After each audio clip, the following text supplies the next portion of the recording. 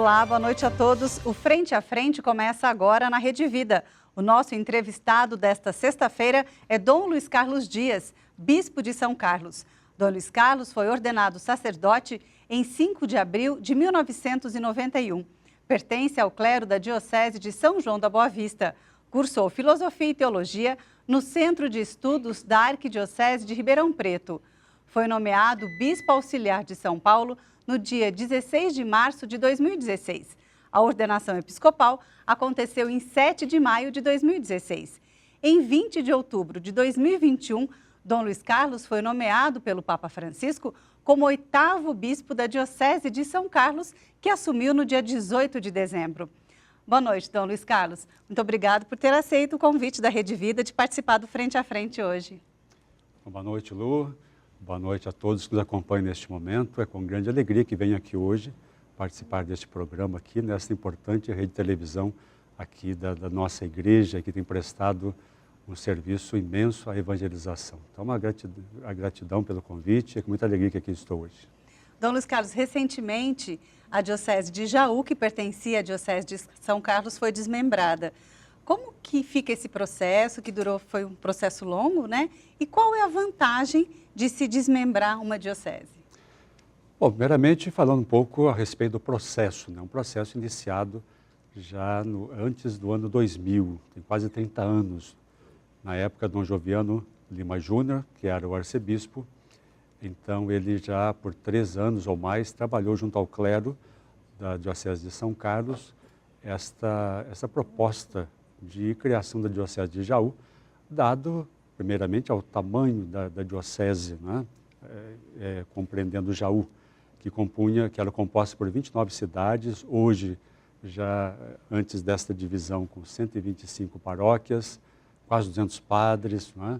E algumas distâncias longas para o bispo, né? Porque São Carlos está assim, numa ponta, digamos assim, pensando num círculo, São Carlos ficaria assim, numa ponta, então tinha algumas cidades que distavam da sede 140, 150 quilômetros, né? Então isso implicava dificuldades não só para o bispo de locomoção, mas também para as pessoas, para os padres, né? Porque quando nós tínhamos algumas reuniões, então implicava realmente percorrer essa distância, né? Então tinha uma questão pastoral, digamos assim. Então já na época de Dom Joviano, ele havia solicitado um bispo auxiliar, né? E ficou ali já residindo em Jaú por 2 anos. E esse processo, então, de solicitação da criação da Diocese de Jaú foi enviado à Nunciatura Apostólica aqui no Brasil no ano 2000. Né? Mas, naquela ocasião, por razões, digamos assim, eclesiológicas, ele não foi avante. Né? Bom, passado esse tempo, agora, uma solicitação mesmo lá do dicastério para os bispos, foi solicitado para que nós levássemos avante, retomássemos esse processo, né? E depois de trabalhar novamente junto ao clero, junto ali ao nosso laicato, então chegou o momento da publicação, né, da eleição da nova Diocese de Jaú, desmembrada totalmente da Diocese, do território da Diocese de São Carlos, né? Foi composta ali por 47 paróquias, 15 cidades, uma população de 430 mil, mais ou menos, pessoas ao todo, com paróquias muito bem constituídas, com um povo, uma característica muito interessante, não é? Ainda, digamos assim, muito piedoso, religioso, com muita participação das comunidades todas. Por isso nasce assim, uma diocese com muito vigor, né? Com muita riqueza, e acho que foi um passo muito importante dado pela igreja, sobretudo naquela região, para manter esse dinamismo todo daquela região, agora configurada em uma igreja particular, com as feições, né, daquele povo, mas está ali toda a igreja, e recebeu o seu bispo, né? Foi nomeado também no dia 26, Dom Francisco, que vem de Lins, mas que por sua vez também pertenceu ao clero de São Carlos, né? Então foi com muita alegria que todos nós o recebemos lá nesta ocasião. Então, desmembrar também uma diocese tem essa facilidade de se aproximar das comunidades, facilitar essa aproximação. Justamente. Né? Eu acho que eu gostaria de só frisar que se tem uma razão pastoral, uma razão assim sensível, palpável, que nós percebemos que é a razão pastoral, com vista das distâncias, dos números todos. Por outro lado, não podemos esquecer que se trata aí de uma ação do Espírito Santo de Deus, criando uma igreja, né, uma igreja particular. Existe uma razão mais profunda, que é a razão do próprio Senhor, que chama aquele povo, daquela região, para se constituir numa igreja nós chamamos de igreja particular, né, numa nova diocese. E isso vai na linha da proposta do Padre Francisco para que os pastores sejam cada vez mais próximos ali dos padres, né, e de todo o dinamismo, para contribuir para o dinamismo pastoral, para que a igreja ali possa de fato cumprir a sua missão. Dom Luiz Carlos Dias é o nosso entrevistado de hoje no Frente a Frente desta sexta-feira. E a jornalista Rosana Carvalho traz as perguntas neste programa dos telespectadores. Boa noite, Rosana. Boa noite, Luciana. Boa noite, Dom Luiz Carlos. E boa noite a todos vocês que acompanham aqui o Frente a Frente. Sim, nós temos aqui perguntas que foram enviadas para o Dom Luiz Carlos. E a nossa primeira pergunta hoje é do jornalista Paulo Júnior. Boa noite, Rosana. Boa noite, Dom Luiz Carlos. Dom Luiz Carlos, qual é o legado atual de Dom Luciano Mendes de Almeida para a região do Belenzinho, na zona leste da capital paulista, onde o senhor foi bispo auxiliar de São Paulo e sucessor de Dom Luciano? Bem, obrigado, Paulo, né, pela participação, por esta pergunta. Me faz ali relembrar aqueles 5 anos e meio que eu estive na Arquidiocese de São Paulo como bispo auxiliar, e foi incumbido como bispo ali desta região, né, como vigário episcopal para a região Belém. E a região Belém é uma região, assim, se localiza na zona leste da cidade de São Paulo, faz divisa ali com depois do Aricanduva está a Diocese de São Miguel Paulista, uma região muito populosa, tem cerca de 1.300.000 pessoas. Na época eram 66 paróquias, né, 10 regiões pastorais ali, né? E a memória de Dom Luciano Mendes de Almeida ainda é muito viva ali, não é? Porque ele foi bispo ali naquela região, foi pastor daquela região, digamos assim, numa época em que a zona leste estava se desenvolvendo e com a chegada de muitas pessoas. Então foi um período assim em que não havia estrutura propriamente para a vida das pessoas, né, do ponto de vista de eletrificação, de esgoto, muito menos de escola, né, de unidades de saúde. Então ele trabalhou muito nesse aspecto, ele foi alguém que ajudou a população nesse aspecto, inclusive, pelos relatos que eu vi, ele foi um elo importante junto ao poder público, a prefeitura e o Estado, para que para que o poder público, para que o Estado pudesse, então, desenvolver uma metodologia para, de fato, suprir aquelas necessidades todas daquela população.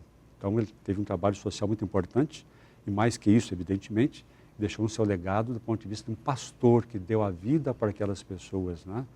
Ele era incansável, visitava as comunidades, celebrava com as comunidades, manteve esse vigor da fé ali para que as pessoas pudessem continuar lutando, não obstante as dificuldades todas que elas enfrentavam, né? Então, a fé, a cruz do Nosso Senhor ali fincada através do pastoreio de Dom Luciano Mendes de Almeida, contribuiu muitíssimo para que aquela região suprisse aquelas dificuldades. E hoje, quando passamos por lá, não obstante ainda temos muitas situações, não é, que requer ainda, digamos assim, o desenvolvimento, não é, sobretudo do ponto de vista de oferecer condições melhores para as pessoas viverem conforme a sua dignidade, mas Dom Luciano deixou um legado muito importante, tanto do ponto de vista social, como do ponto de vista do pastoreio de nossa igreja. E como o senhor levou essa experiência que o senhor teve ali na região Belém, em São Paulo, depois para São Carlos? Foi muito importante para que eu já havia trabalhado na campanha da fraternidade, que de certa forma leva a fé, é um trabalho, digamos assim, da fé do ponto de vista mais social. Depois ali, também, nesses 5 anos e meio na Diocese de São Paulo, na região leste, lá no Belém, eu tive contato também com esta realidade, com esse legado deixado por Dom Luciano Mendes de Almeida, inclusive, acrescento ali que o trabalho dele resultou também em instituições sociais ali a serviço daquele povo, não é? E o povo mesmo abraçava e ele foi organizando esse trabalho, tanto do ponto de vista da igreja, quanto do ponto de vista do Estado, ele ajudou também, né? Então, é algo importante que eu levo para a vida fora, e ali em São Carlos também tenho procurado, assim, contribuir também na organização desse serviço social que a nossa fé precisa expressar essa solicitude, não é? Junto aos mais necessitados, né? Só que a realidade ali é uma realidade diferente, não é? Inclusive agora saiu aí uma pesquisa das cidades melhores cidades para se viver, né? Algumas delas estão na região de São Carlos, né? Inclusive a primeira, né? Que é Gavião Peixoto, né? Então, são realidades distintas, porém, nós ali ainda temos muito a fazer ainda do ponto de vista social. Isso tem me ajudado muito, essa experiência me ajudou muito nesse aspecto. Jornalista Rosana Carvalho tem mais perguntas, não é, Rosana? Sim, Luciana, a Natália Cruz também participa aqui com a gente.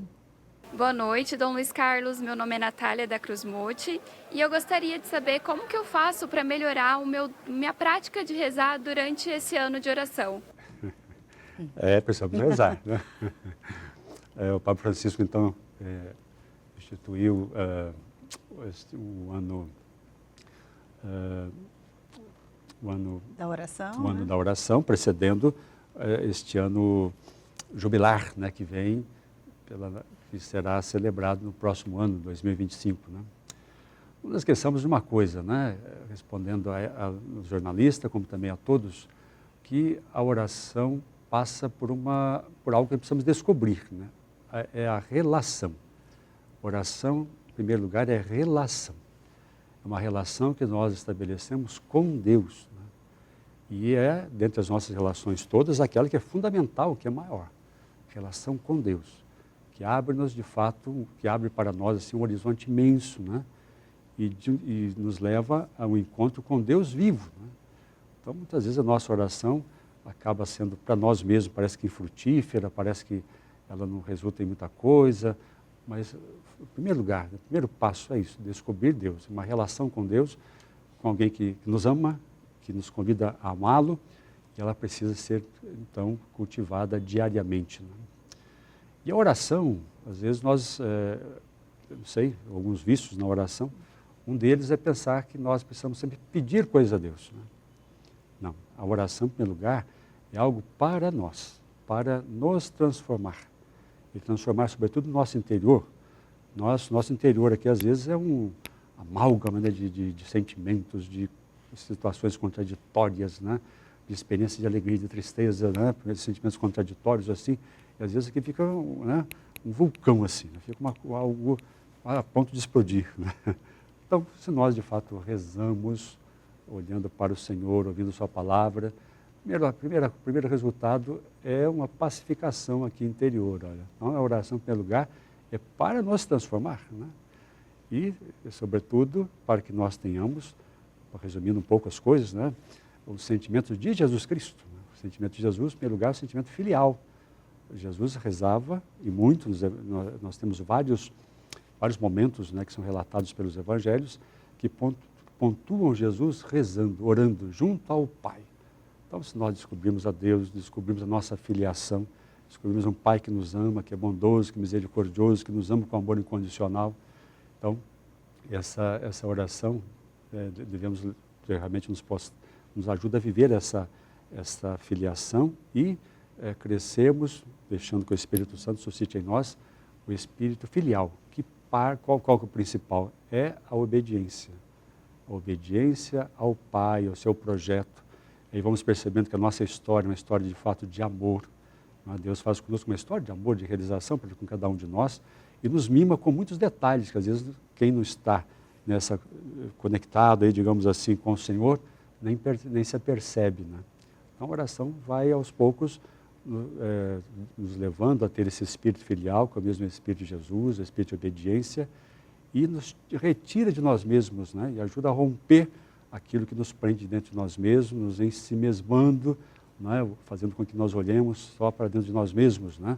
Que é o grande perigo hoje dentro da nossa cultura, que fomenta aí o individualismo, né? A campanha da fraternidade deste ano até falava, quer dizer, alguns textos, alguns filósofos já falam um hiperindividualismo, que inclusive leva a pessoa a romper-se com o caminhar da história, com os processos sociais, né? Um perigo nosso. Então a oração também, por fim, abre-nos, né? Retira de nós mesmos, para que nós, com o espírito filial, possamos viver a partir do amor como Jesus, dispostos a darmos nossa vida e fazermos nossa vida serviço aos outros com tantos dons que todos nós temos, porque fomos criados em mais semelhança de Deus e Ele já inseriu dentro de cada um de nós muitos dons, né? Para que nós contribuamos junto às pessoas e no caminhar da sociedade enriqueçamos a todos com a nossa presença, com as nossas qualidades, né? Algumas coisas da oração. Dom Luiz Carlos Dias é o entrevistado de hoje do Frente a Frente, está falando de oração e depois do intervalo nós vamos falar um pouquinho da importância então da família para ajudar as crianças e os adolescentes nesse caminho da oração. Daqui a pouco.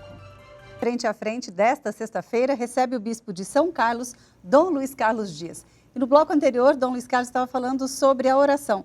Que papel os pais têm e como eles podem ajudar as crianças nesse caminho de oração?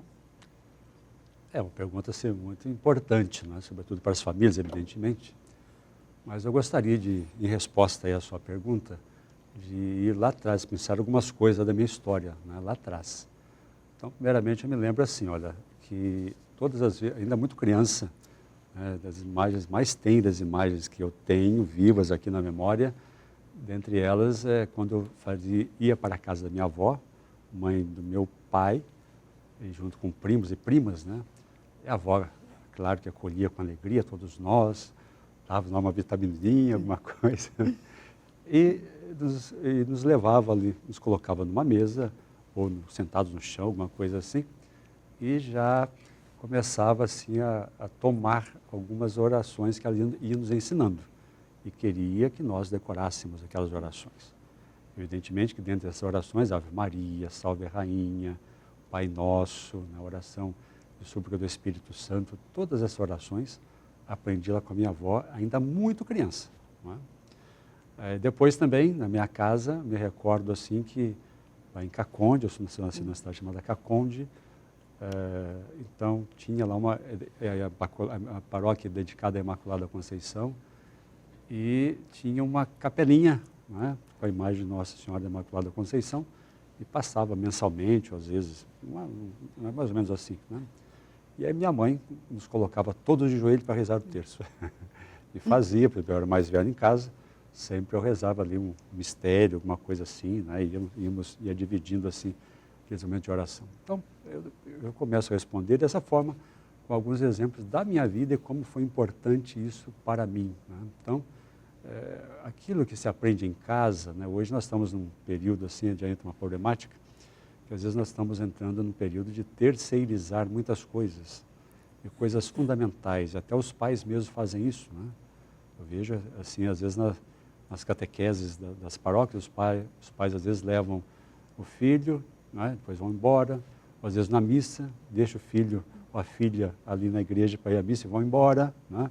Quer dizer, não há um comprometimento muitas vezes, né? Parece que não percebe o valor. E se na casa não se passar esse valor, não é, a partir dos pais para os filhos, não é, da fé, da oração, no meu caso aqui, fica muito difícil a criança depois levar a sério isso, não é? Ou então vai na catequese simplesmente proforme, faz a primeira Eucaristia, ou com muito custo a crisma e vai embora, não é?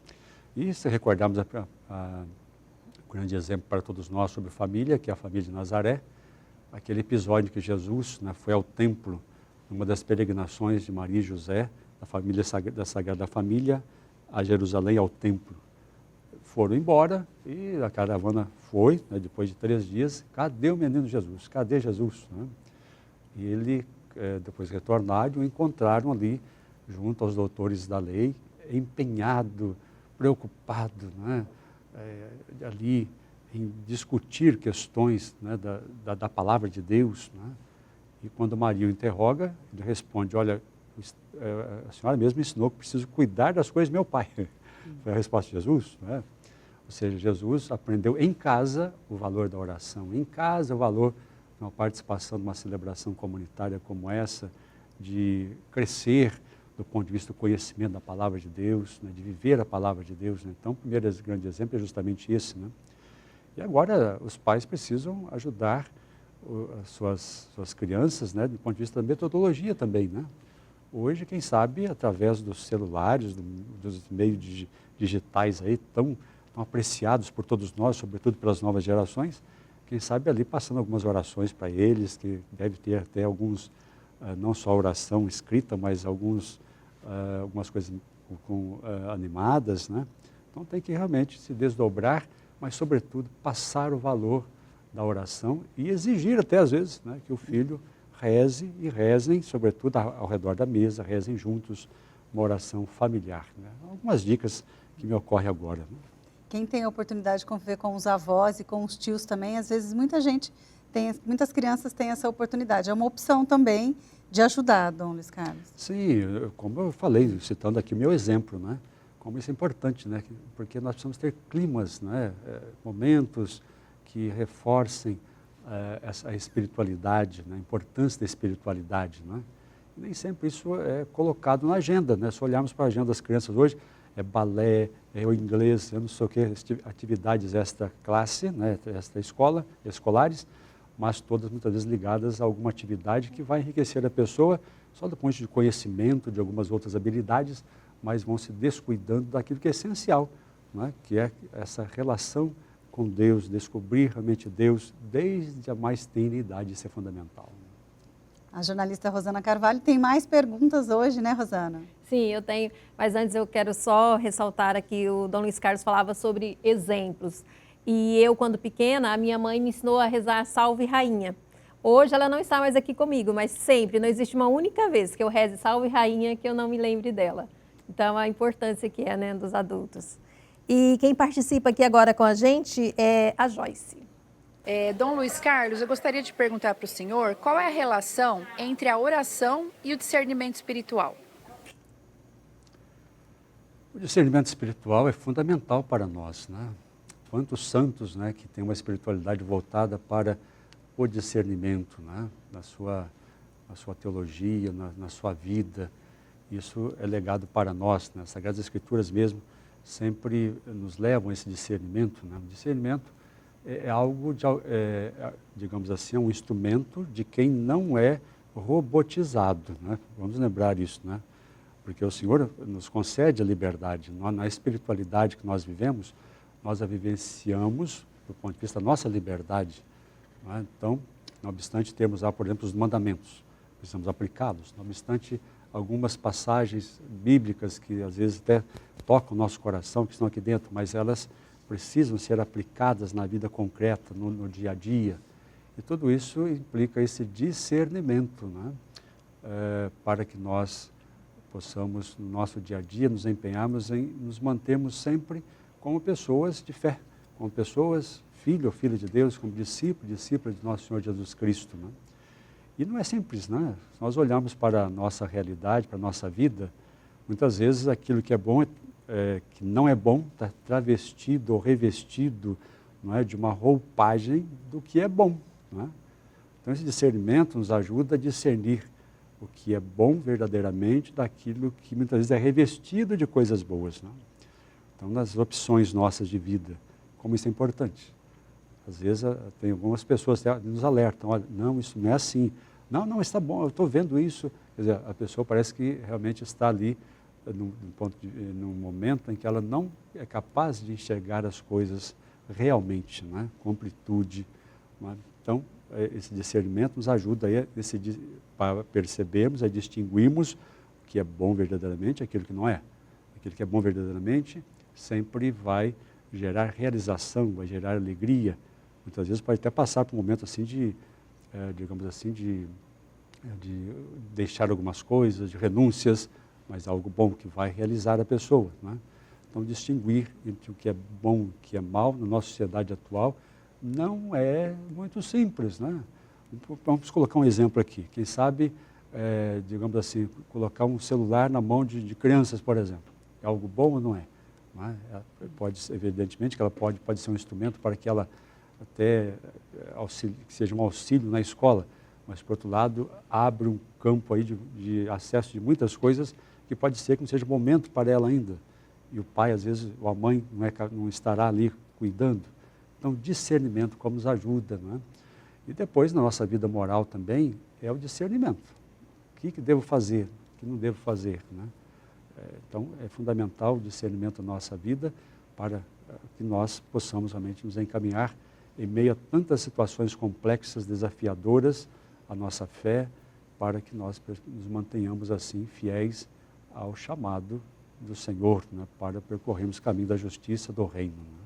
Dom Luiz Carlos, São Carlos é uma cidade com muitas universidades, muitos jovens também, e tem uma volatilidade grande, porque quando terminam os estudos, muita gente volta. Como é o trabalho com a juventude na diocese? Olha, esse trabalho com a juventude, para começar, é um trabalho fundamental para a igreja. O futuro da igreja passa aí por esse trabalho com a juventude. Nós, até alguns anos atrás, digamos assim, tínhamos muitos grupos de jovens. Eu mesmo participei de grupos de jovens lá na minha cidade, quando ainda jovem. Não é? Mas nós estamos percebendo a dificuldade de nos comunicarmos com a juventude hoje, né? De maneira especial com a juventude que está aí em ambientes como esse, ambientes universitários. Né? Lá em São Carlos nós temos aí cerca de 27 mil, né, estudantes que ao longo do ano chegam e participam da cidade, vivem na cidade em momento do calendário estudantil, né, desse calendário da universidade. Né?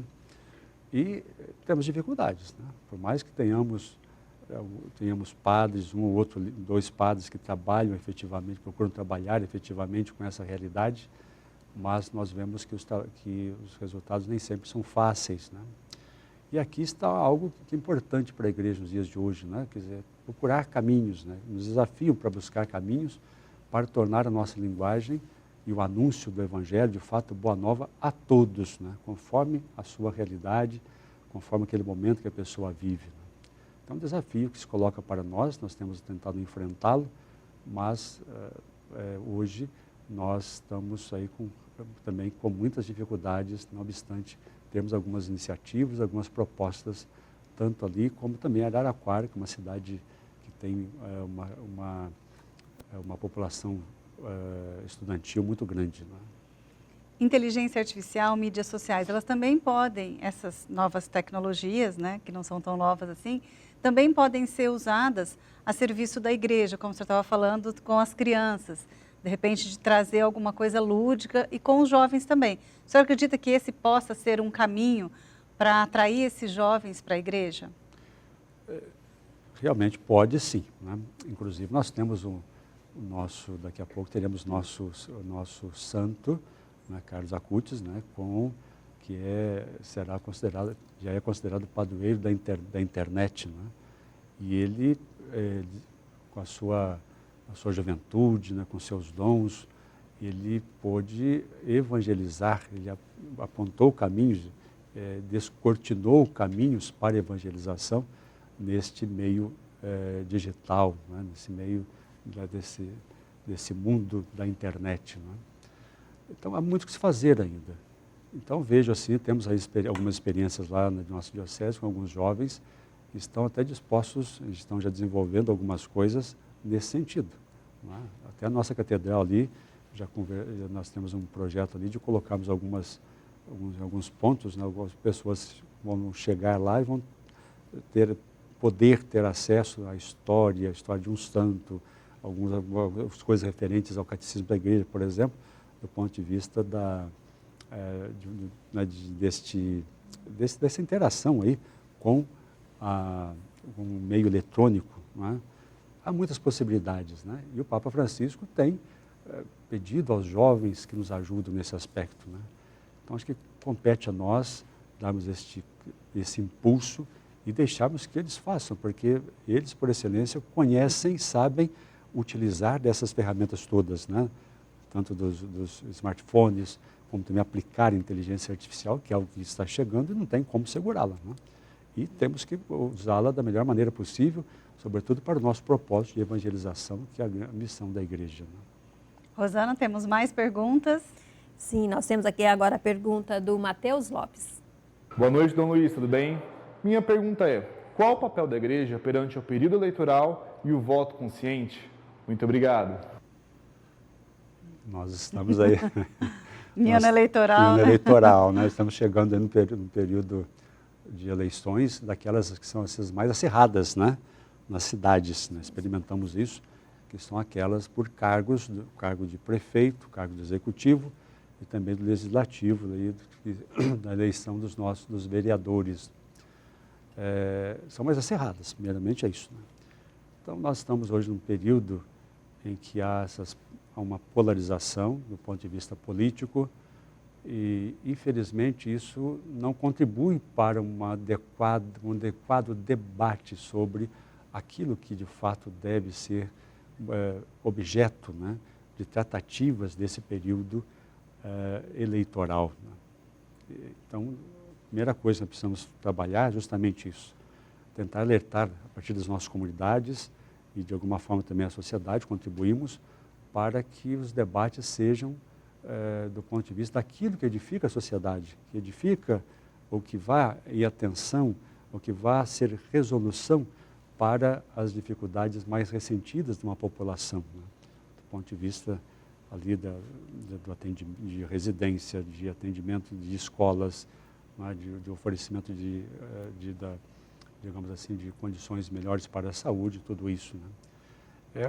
E é algo que o cristão é chamado a se empenhar, né? Todos nós, nas nossas comunidades. Por exemplo, não podemos também aceitar, se não podemos aceitar essa polarização, não podemos aceitar também que se denigra ou se desqualifique, melhor dizendo, a atividade política, que é um perigo. Às vezes a pessoa está descontente com a realidade, não é bem atendida, ou diante de algumas coisas que se falam, de alguns políticos, de alguns fatos até, então a pessoa começa a desqualificar, porque não quero saber disso, né? Muitas vezes é uma tentação nossa, até nas nossas comunidades. Mas é importante nós percebermos, né, que isso é a doutrina da igreja já, que a atividade política, quando voltada como instrumento, ou voltada para o bem comum, para a realização do bem comum, é uma das mais altas expressões da caridade. Por isso se trata de algo, de uma, digamos assim, altíssima, de uma atividade altíssima, qualitativamente falando, né, para a edificação da sociedade e algo que vai de acordo com a nossa fé. Por isso, nós, a partir, sobretudo, disso que eu acabo de dizer, essa proposição aqui, mostra que todos somos chamados, nas nossas comunidades, de maneira especial, a levarmos a sério a atividade política, né? E a levar a sério a atividade política, primeiramente, é valorizá-la, a partir dessa compreensão de que se trata de uma atividade importantíssima, de uma expressão da caridade, e isso leva a coisas práticas, né? E coisas práticas? Conhecer essa realidade, acompanhar essa realidade, conhecer o máximo possível a realidade, o ambiente político, conhecer os partidos, qual os objetivos, o que eles propõem, não é? Porque todos os partidos têm que colocar isso com muita clareza. Conhecer os candidatos, conhecer a realidade de vida, o máximo possível, o histórico desses candidatos, não é? Para que as escolhas sejam bem feitas, porque se o voto é um direito, por outro lado também isso compromete a votar de modo adequado para que a nossa sociedade tenha, né, pessoas cada vez mais capacitadas e comprometidas, né, com o bem do povo nos cargos, quer de prefeito ou de vereadores, que é o caso aqui agora das próximas eleições, né? Dom Luiz Carlos Dias é o nosso entrevistado de hoje no Frente a Frente aqui na Rede Vida. Vamos a um breve intervalo, voltamos em instantes. O Frente a Frente desta sexta-feira recebe Dom Luiz Carlos Dias, que é o bispo de São Carlos. Dom Luiz Carlos, missionariedade. Hoje é um tema, muitos encontros, né? Muito se fala também em missão de pastoral, o Papa Francisco também colocando muito essa questão da igreja em saída. Como despertar a missionariedade, não só nos religiosos, mas também nos leigos? Muito bem. Bom, primeiramente, nós estamos numa época assim que nós estamos descobrindo não só que a igreja tem uma missão, mas, em primeiro lugar, é bom colocar de modo a percebermos que a igreja é missão. Então já não é assim, a igreja tem uma missão, o leigo tem uma missão, o bispo tem uma missão. Todos temos uma missão, sim, mas a igreja é missão. Então isso implica dizer que todos nós somos missionários, ou seja, discípulos missionários de Jesus Cristo, como fica bem claro lá no documento de Aparecida. É um tempo que nós vivemos também, sobretudo pós-concílio, que na relação com a sociedade já vem com a proposta de que a igreja não é mais uma sociedade perfeita à parte ou em meio às coisas do mundo, né? O Concílio Vaticano II coloca-nos diante, digamos assim, em meio ao mundo, para que nós ali sejamos, enquanto igreja, sal, luz e fermento, né? Para que nós cumpramos nossa missão de anunciar Jesus e transformarmos realidades terrestres a partir do anúncio, do nosso testemunho, do nosso anúncio, né? Então isso mostra um contexto assim, de absolutamente necessidade da missão, né? Tanto assim que estão experimentando, por exemplo, que as nossas igrejas, né, tomara a Deus que estejam todas cheias, né, mas os números nas estatísticas mostram que, por exemplo, o número de católicos tem declinado, até de cristãos na sociedade, né? E é um tempo, então, em que nós somos chamados não só do ponto de vista de encher as igrejas, né, mas em função de partilharmos da riqueza que nós recebemos, partilharmos do amor de Deus que nos toca, da filiação divina que toca o nosso coração, que transforma a nossa vida, que nos concede uma dignidade imensa, né? Partilhar com as pessoas como é maravilhoso essa relação com Deus, a relação com a comunidade. Então isso precisa ser partilhado. Então a própria experiência cristã, eu acho que acho que já é suficiente para mostrar às pessoas que precisam partilhar isso, né? Então é importante que nossos leigos descubram isso. Às vezes numa homilia, quando tem um tema como esse, da missão, eu pergunto assim, olha, quem já trouxe alguém aqui para a igreja? Olha, um ou dois só que levanta o braço, às vezes uma assembleia grande, né? Nós cristãos estamos acostumados com isso, porque nós ficamos muito tempo aí na era da cristandade, todos eram considerados cristãos católicos, na maioria, né? Esse tempo já passou, né? Por isso hoje temos a felicidade assim de termos o Papa Francisco, que tem assim impulsionado a igreja para a missão. O Papa Francisco não é como uma mãe que recolhe os seus pintainhos aqui, né? Não, ele impulsiona a igreja para fora. É um pai, impulsiona a igreja para fora, uma saída missionária para que a igreja possa ir a todos, né? Em todas as situações de vida, que nós chamamos de situações geográficas, existenciais, para levar Jesus Cristo, para levar a vida, para levar um anúncio que de fato dá vida e dá um outro horizonte, quer pessoal, como para a vida das famílias, da sociedade, diante desse momento tão difícil pelo qual passamos, que é um momento assim com muitas turbulências, né? Que nós chamamos de mudança de época, com tantas mudanças, é necessário que a igreja então seja essa luz ali, a apontar, né, o caminho da vida para as pessoas. O senhor acredita que ações sociais desenvolvidas nas pastorais ou mesmo em instituições, essa ajuda que a igreja tem muitas, é bem ampla, o senhor acredita que essa ajuda pode ajudar também nessa missionariedade? Esse olhar para o outro numa pastoral também pode fomentar uma missionariedade além de projetos sociais? Então, nós temos aí duas coisas distintas e complementares, né, digamos assim. É claro que esse tete-a-tete é fundamental hoje para o anúncio. O tete-a-tete. A fé foi anunciada assim, tete-a-tete. Hoje nós temos, inclusive, o perigo de grandes eventos, né? Mesmo do ponto de vista eclesial, de paróquias, a partir do carisma de alguém, de um ou de outro, né? Mas o caminho da igreja sempre foi esse, de encontro com as pessoas, do anúncio a tete, né? Então isso é fundamental, da partilha da experiência. Vemos os evangelhos, vemos ali na igreja pós-pascal, na igreja nascente ali, a igreja apostólica, os discípulos anunciando. Então, o nome das pessoas, se encontrar com pessoa concreta. Jesus encontrava-se com pessoas concretas, né? Isso é fundamental, esse anúncio pessoal. E também, do ponto de vista institucional, aí digo do ponto de vista institucional, como são importantes também essas instituições, que a igreja já, no Brasil, tem um longo histórico, né? Não tem como estudar do ponto de vista da assistência social no Brasil, sem olhar para a igreja, assim, que a igreja trouxe não é, do ponto de vista de asilos, de orfanatos, não é, de casas de misericórdia, e hoje as paróquias ainda têm muitos trabalhos assistenciais, e aí expressa a solicitude da fé, claro que do ponto de vista cristão, mas aí também mais institucional, enquanto igreja, digamos assim. A nossa igreja sendo solícita com as necessidades de irmãos mais necessitados, né? Então, ambas as atividades são complementares e ajudam, de fato, a igreja na sua missão de testemunhar o amor de Deus e ajudar as pessoas a se encontrarem com aquele que, de fato, dá a vida, né? Rosana, temos mais perguntas? Sim, a Isabel Urbanin enviou pergunta aqui para gente. Boa noite, é um prazer estar aqui com vocês. O meu nome é Isabel Cristina de Souza Urbanin. Eu gostaria de fazer uma pergunta. Como iniciativas e ações relacionadas à ecologia devem ser fomentadas nas dioceses do país?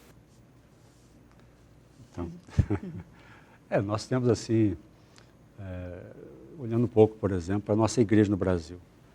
Nós temos muitas campanhas da fraternidade, para pontuar alguma coisa concreta, que trabalharam temas importantes do ponto de vista da ecologia, né? Nós chamamos de ecologia, ou do cuidado da casa comum, né? Da água, do cuidado da Amazônia, dos biomas, não é? E uma que está muito em voga em relação às mudanças climáticas, né? As mudanças climáticas, né? Então a igreja já tem assim na sua reflexão isso incorporado. E essa reflexão foi sobretudo chegou a um ápice, digamos assim, com o documento do Papa, não é? Laudato Si, depois com o magistério posterior, né? Com desdobramentos desta encíclica, mas o Papa trouxe uma proposta muito importante que é justamente a ecologia integral, porque mesmo entre os ecologistas, os trabalhos de ecologia que existiam assim nichos, né? Nichos, um cuida de uma árvore, um cuida de uma mata, né? Então o Papa mostrou o seguinte, olha, que existe, esse trabalho só terá eficácia se, digamos assim, se tivermos um olhar mais abrangente do ponto de vista da ecologia integral, que integra, que considera a vida social, as dificuldades das pessoas, né? O próprio sistema de produção, a questão do consumo, quer dizer, tudo é necessário esse olhar abrangente para todas as realidades das nossas vidas e do planeta para que de fato possamos ter realmente bons resultados, né? Agora, as paróquias nossas sempre foram locais de, digamos assim, de educação, de conscientização em muitos aspectos. Então, sempre puxando um pouquinho para a campanha da fraternidade, com a campanha da fraternidade, nós que temos aí 40, 50, 60 anos, aprendemos em momentos como esses, da campanha da fraternidade, que nos trouxe temas importantes como esse. Então, as nossas comunidades, em primeiro lugar, são lugares para a conscientização de temas importantes para que nós contribuamos na sociedade em relação àquele tema, né? Como é importante isso. E as nossas comunidades não precisam educar as pessoas para que elas não se deixem levar simplesmente por esse apelo ao consumo, por exemplo, mas que sejamos mais comedidos em relação ao consumo, que esse é muito importante, o tema relacionado ao cuidar da casa comum, porque se nós continuarmos com o consumo nos níveis atuais, o planeta não dará conta, né? Depois, se não mudarmos o sistema de produção, não é? Com o avanço de uma energia mais sustentável e atividades mais sustentáveis, né?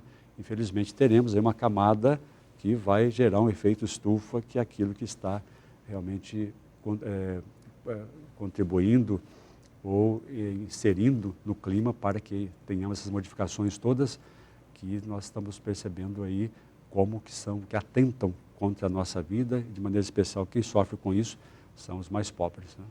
E também essa ecologia, né, Dom Luiz Carlos, passa por uma economia solidária, né, que o Papa também tem insistido tanto, desse olhar atento ao outro, como o senhor estava dizendo também, do consumo.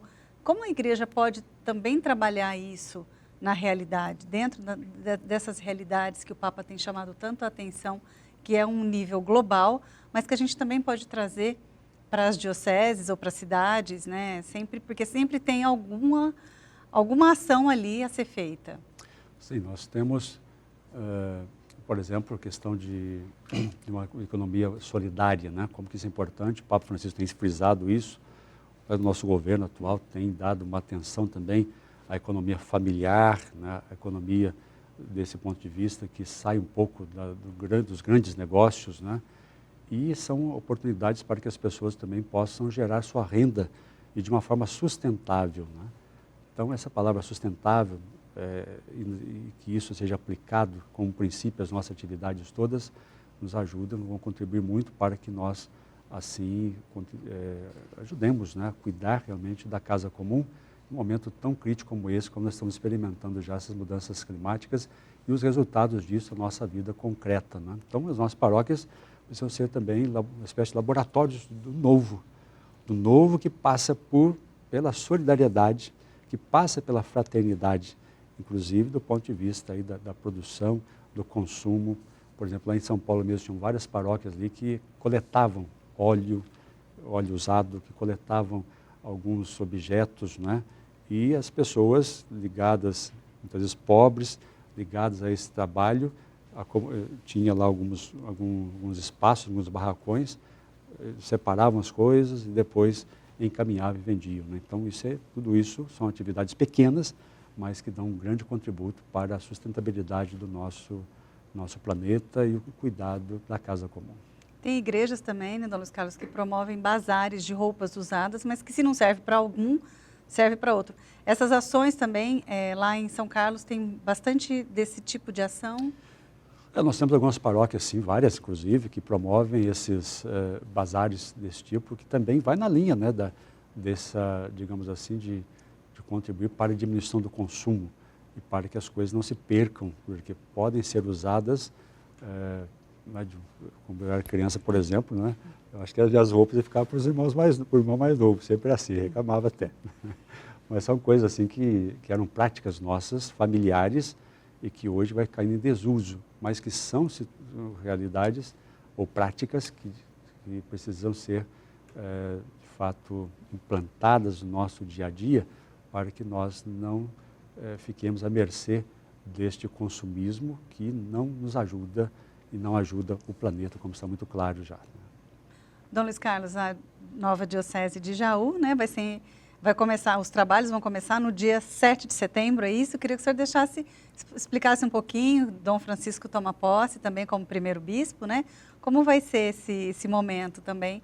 O senhor vai estar presente, né? Acompanhou todo esse processo? Sim, então no dia 7 de setembro nós teremos uma missa lá na cidade de Jaú, primeiramente presidida pelo excelentíssimo Dom Giambattista de IV, nosso núncio.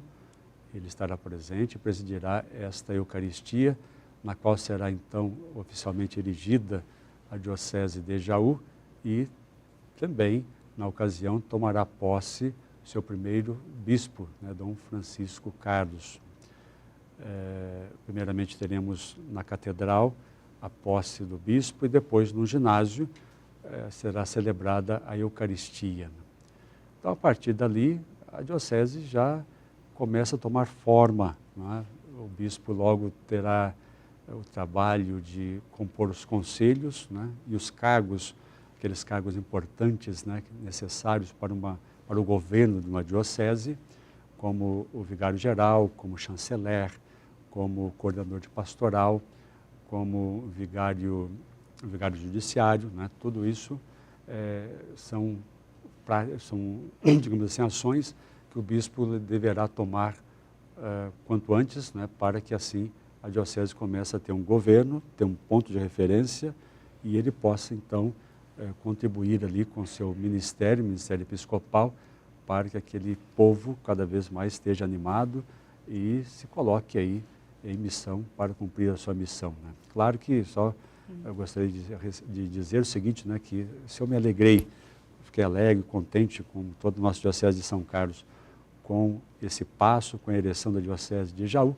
mas, por outro lado, também significou assim, uma doação de uma parte muito preciosa, né, da Diocese ali, até então, de São Carlos, dado que já tinha assim, muitas boas relações, né, com padres, com com leigos, né? Já conhecia bem aquela região toda ali, né? Mas se trata, assim, de um momento em que a Igreja de São Carlos, nossa Diocese de São Carlos, se vê, assim, no cumprimento da sua missão.